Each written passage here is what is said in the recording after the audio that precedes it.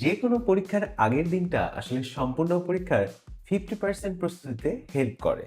এই দিনটা ঠিকভাবে কাজে লাগাতে পারলে পড়াটা অর্ধেক এমনিতেই হয়ে যায়। জাস্ট এই চেকলিস্টটা ফলো করো, আই হোপ তোমার বেশ কাজে দিবে। নাম্বার 1, নতুন কিছু পড়ো না। এই দিনে নতুন চ্যাপ্টার খুললেই মাথা কনফিউজ হয়ে যাবে। শুধু কয়েকটা জিনিস দেখো: গুরুত্বপূর্ণ সূত্র, ফর্মুলা, ছোট নোট, আগের করা ভুল প্রশ্ন। নাম্বার 2, নিজের বানানো নোট রিভিশন দাও। বই নয়, তোমার নোটই হবে সবচেয়ে বেশি ইফেক্টিভ। হাইলাইট করা জিনিস, মার্ক করা পেজ, এইগুলোই দেখে যাও। নাম্বার 3, 2-3টা মডেল টেস্ট হালকা করে দাও।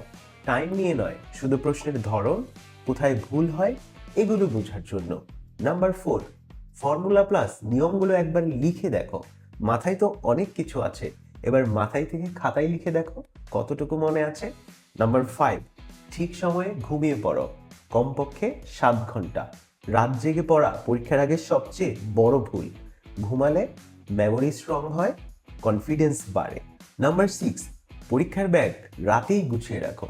অ্যাডমিট কার্ড, কলম, পেন্সিল, ক্যালকুলেটর যদি লাগে, পানির বোতল, সব কিছু গুছিয়ে রাখো, সকালে যেন মাথা গরম না হয়। লাস্টলি, দোয়া করো, নিজের উপর ভরসা রাখো, কারণ ভয় পেলে পড়া ব্লক হয়ে যায়।